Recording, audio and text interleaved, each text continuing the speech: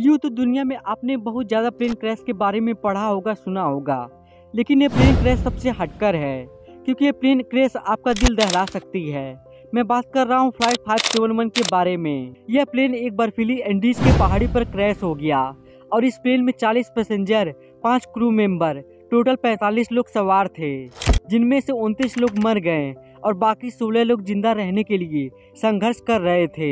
जो पैसेंजर बच गए उनके पास खुद को बचाने के लिए सिर्फ एक ही चारा था, अपनी फैमिली मेंबर्स और यार दोस्तों का मांस खाना। ये कहानी शुरू होती है 12 अक्टूबर सन 1972 को साउथ अमेरिका के यूरुग्वाय से उड़ान भरता है, जिसको चिली देश की राजधानी सेंटियागो में पहुंचना है। इस प्लेन में बैठे हैं रग्बी प्लेयर्स और उनका मैच देखने जा रहे हैं उनके फैमिली मेंबर्स, उनके रिलेटिव्स और उनके यार दोस्त।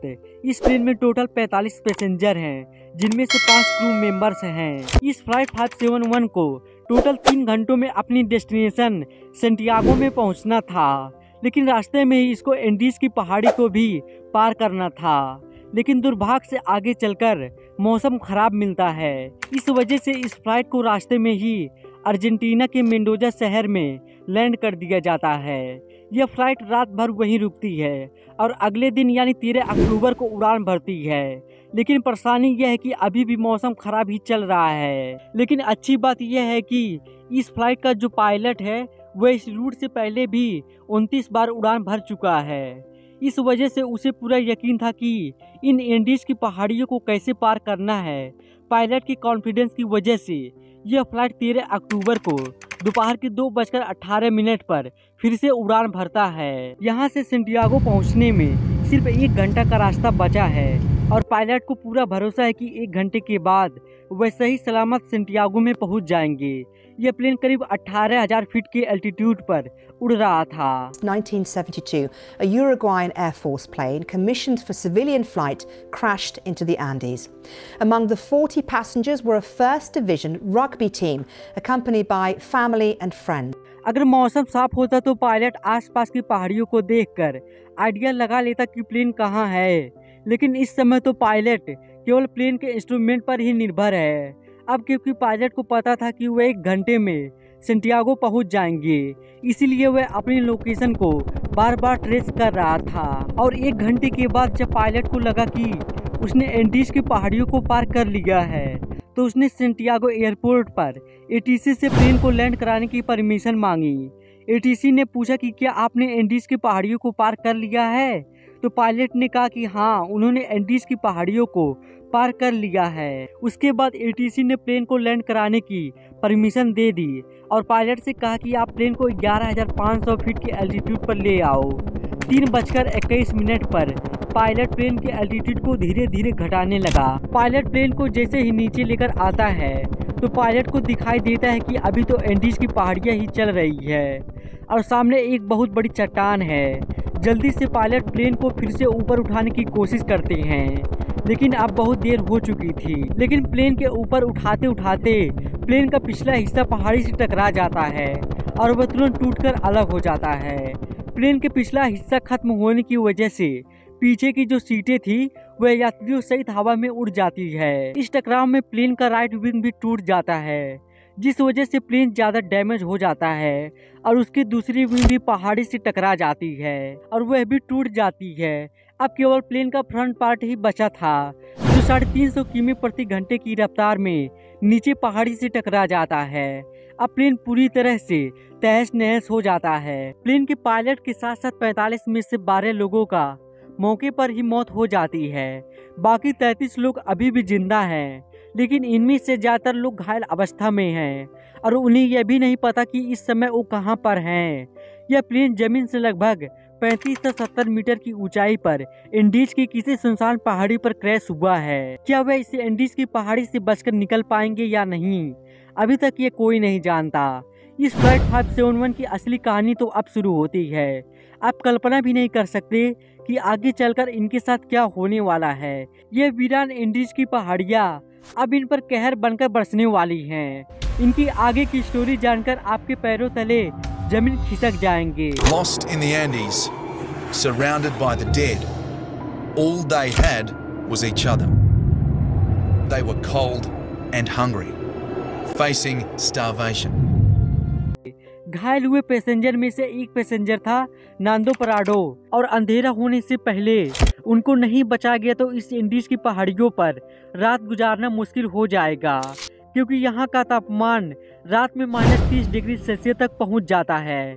इसलिए जल्द ही रेस्क्यू के लिए 4 जहाज रवाना किए गए। इन चारों जहाज़ों ने इंडीज की पहाड़ियों को पूरा छान मारा, लेकिन इन्हें कहीं पर भी कुछ नहीं मिला, क्योंकि यह प्लेन ऐसी जगह पर क्रैश हुआ था जहां पर सफ़ेद बर्फ और घना कोहरा था, और प्लेन भी सफ़ेद रंग का ही था। इस वजह से ऊपर से देखने पर रेस्क्यू टीम को क्रैश साइट का अंदाजा ही नहीं हो पा रहा था। देखते ही देखते रात हो गई, और उस दिन रात भर के लिए रेस्क्यू ऑपरेशन को बंद कर दिया गया। बचे हुए पैसेंजर को उम्मीद थी कि वो कैसे भी करके सिर्फ आज की रात काट ले, कल तो उन्हें कोई न कोई बचा ही लेगा। और उन्होंने क्रैश पड़े प्लेन में किसी तरह थोड़ा जगह बनाया और रात गुजारी। यह रात इनके लिए बहुत भयानक थी, क्योंकि आज की रात इन्हें -30 डिग्री सेल्सियस में गुजारनी है।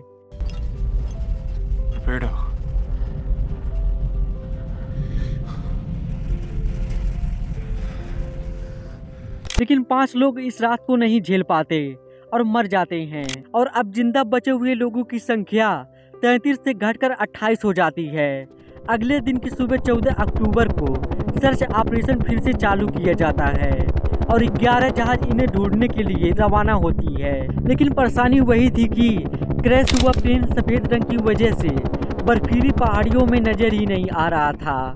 बचाव दल के जहाज सर्वाइवर्स के ऊपर से उड़कर जा रहे थे, लेकिन उन्हें वह नीचे नजर ही नहीं आ रहे थे।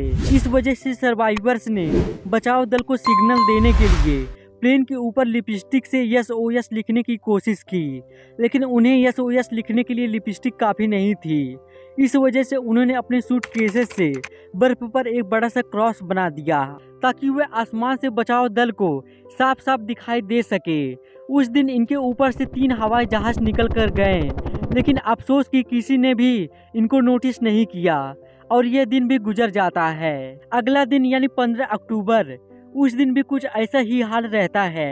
Many of the passengers either died in the crash or in the days after. In fact, only 16 of the original passengers survived and ended up spending more than 2 months stranded on the mountain. Crash के 3 दिन बाद यानी 16 अक्टूबर को नांदो पराडो coma से जाग उठता है, और जैसे ही उसे होश आता है तो उसे पता चलता है कि इस क्रैश में उसकी मां खत्म हो चुकी हैं, और उसकी 19 साल की बहन गंभीर रूप से घायल हैं। रेस्क्यू प्लेन आते और इनके ऊपर से निकल जाते। क्रैश के 8 दिन बाद नांदो पराडो की बहन भी मर जाती है, और उधर 8 दिनों के बाद सर्च अभियान को रोक दिया जाता है, क्योंकि अक्टूबर के महीने में वहां पर बहुत ज़्यादा बर्फ पड़ती है। इस वजह से सर्च अभियान को 2 महीने के लिए स्थगित कर दिया जाता है। हेडक्वार्टर को यह लगा कि इन 8 दिनों में सारे यात्री मर चुके होंगे। इस वजह से उनकी मुर्दा बॉडीज को 2 महीने के बाद खोजकर उनके घर वालों को सौंप दिया जाएगा। अब उनको पता है कि यहाँ पर मौत निश्चित है, हम सब अपनी मौत को अपनी आंखों से देख पाएंगे।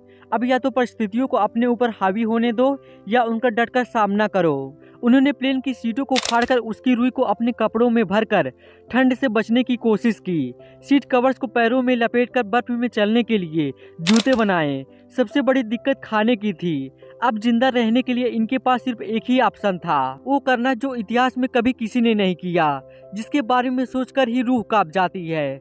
इन्होंने बर्फ में पड़े अपने फैमिली मेंबर्स, रिलेटिव्स और जिनके साथ वह कभी खेले कूदे उन यार दोस्तों की मुर्दा बॉडीज को खाने का फैसला किया। हालांकि यह फैसला लेना उनके लिए बिल्कुल भी आसान नहीं था।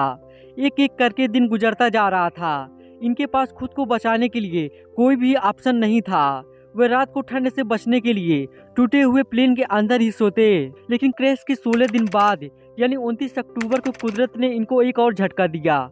वे रात में सो रहे थे और अचानक उन्हें पता चलता है कि पहाड़ से बर्फ का एक मोटा हिस्सा टूटकर नीचे गिर रहा है। यह एवलांच इतना जोर से आया कि भारी मात्रा में मौजूद बर्फ ने उनके टूटे प्लेन को अपने चपेट में ले लिया।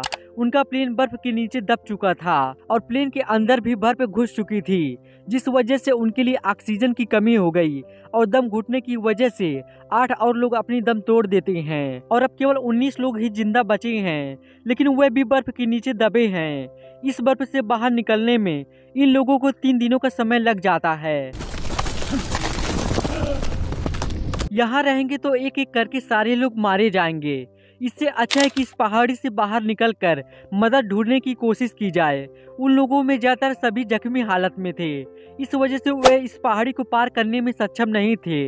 लेकिन 3 लोग ऐसे थे जो कम चोटिल थे और क्रैश के 33 दिनों के बाद यानी 15 नवंबर को ये तीनों लोग मदद ढूंढने के लिए निकल पड़ते हैं। चलते चलते इनको शाम होने लगती है, तभी इनकी नज़र प्लेन के दूसरे टूटे हुए हिस्से पर पड़ती है। प्लेन का जो पिछला हिस्सा टूटकर अलग हो गया था उन्हें वह दिखाई देता है। जब वह उस मलबे के पास जाते हैं तो उसमें खाने के लिए बहुत कुछ मिलता है। आज की रात उन्होंने इसी में गुजारने का फैसला किया और क्रैश के 59 दिनों बाद यानी 11 दिसंबर को एक और एवलांच आता है जिसमें 3 और सर्वाइवर्स मारे जाते हैं, जिसके बाद जिंदा बचे लोगों की संख्या केवल 16 रह जाती है। और अब ये तीनों नौजवान कनेसा, पराडो और विजिंटिन बिना ग्लेशियर पर चढ़ाई करने के लिए पश्चिम दिशा की ओर निकल पड़ते हैं और उन्हें यह भी उम्मीद थी कि वह 3 दिनों में इस पहाड़ी को पार कर लेंगे। इसीलिए उन्होंने अपने साथ में सिर्फ 3 दिनों के लिए ही मीट का टुकड़ा रखा था। चलते चलते इन्हें चौथे दिन की सुबह हो चुकी थी, लेकिन अच्छी बात यह थी कि वह अब उस पहाड़ी की चोटी पर पहुंच चुके थे। जैसे ही वह पहाड़ी की चोटी पर पहुंचे तो इनके पैरों तले जमीन खिसक गई, क्योंकि पहाड़ पर चढ़कर इन्हें पता चलता है कि वह इतने दिनों से जिस दिशा में चल रहे थे वह गलत दिशा थी। आगे रास्ता खत्म भी नहीं होता। अब उनके पास खाने की सप्लाई बहुत कम थी। इस वजह से उन्होंने फैसला किया कि उनमें से एक बंदा क्रैश साइट पर वापस चला जाएगा और 2 लोग आगे जाएंगे। इस वजह से विजिंटिन वापस लौट जाता है और पराडो और कनेसा उस पहाड़ की चोटी पर चढ़ने के बाद इनको सही रास्ते का अनुमान हो जाता है। ये दोनों कई दिनों तक आगे चलते रहते हैं और कुछ दिनों के बाद इन्हें नदी की एक छोटी सी धारा मिलती है। वह उस धारा के साथ साथ नीचे चलते रहते हैं और लगातार 9 दिनों के चलने के बाद 20 दिसंबर को नदी के दूसरे किनारे पर इन्हें 3 लोग दिखाई देते हैं। कनेसा, पराडो चलते चलते बहुत थक चुके थे। पिछले 9 दिनों में इन्होंने पहाड़ पर 61 किमी का सफर तय किया था और अब मंजिल इनके सामने थी। इन्होंने उनसे मदद के लिए पूरी बात बताई, लेकिन वो लोग टुमारो बोलकर वापस चले गए। उस दिन उन्हें कोई मदद नहीं मिल पाई, लेकिन अगले ही दिन वो लोग फिर से वापस आए और एक पत्थर में कागज और पेन लपेटकर नदी के दूसरे किनारे पर फेंका। पराडो ने पेन और कागज को उठाकर जो भी घटना घटी थी उसके बारे में सब कुछ लिख दिया। जब वो लोग उस पेपर को पढ़े तो वह सब कुछ समझ गए, क्योंकि उसे पता था कि इन पहाड़ियों में कुछ दिन पहले प्लेन क्रैश हुआ था और उस एरिया में भी पूछताछ के लिए लोग आए थे। लेकिन वह हैरान था कि ये लोग अभी तक जिंदा कैसे बचे हैं। वो लोग जल्द से जल्द शहर गए और आर्मी कमांड को इस इंफॉर्मेशन को पहुंचाया। इसके बाद एयरफोर्स इन्हें रेस्क्यू के लिए पहुंचती है। आर्मी ऑफिसर पराडो और कनेसा को हेलीकॉप्टर में बैठाकर क्रैश साइट पर पहुंचते हैं और 22 दिसंबर सन 1972 को क्रैश के 70 दिनों के बाद बचे हुए सर्वाइवर्स को रेस्क्यू किया जाता है। इन लोगों की हालत बहुत खराब हो चुकी थी। इस क्रैश के बाद टोटल 16 लोग ही सर्वाइव कर पाते हैं। इनकी यह कहानी सच में दिल दहला देने वाली कहानी थी, लेकिन इससे भी खतरनाक दशरथ मांझी की कहानी है, जिसने अपने प्यार के लिए 360 फीट लंबा, 30 फीट ऊंचा, 25 फीट गहरे पहाड़ को सिर्फ एक छेनी हथौड़ी से काट डाला। वीडियो देखने के लिए अभी इस पर क्लिक करें।